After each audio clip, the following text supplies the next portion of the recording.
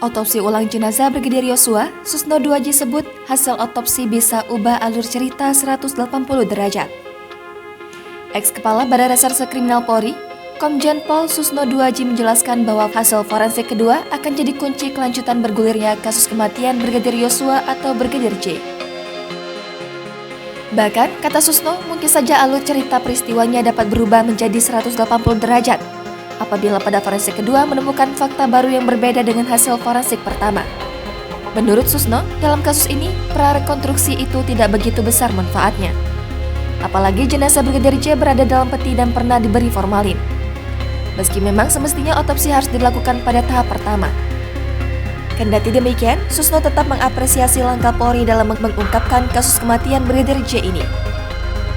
Termasuk pertanyaan keluarga dan advokatnya yang mengatakan bahwa di jenazah itu ada luka selain luka tembak. Seperti luka memar, luka lebam, luka di berbagai tempat, luka di alis, mata, hidung, mulut, dan sebagainya, bahkan ada di jari. Susno yakin Polri tidak akan berbohong terkait dengan pengungkapan fakta dalam kasus ini. Polri, kata Susno, pasti patuh pada hasil otopsi penyidikan dilakukan secara benar jujur. Jangan lupa subscribe, share, komen, dan like ya!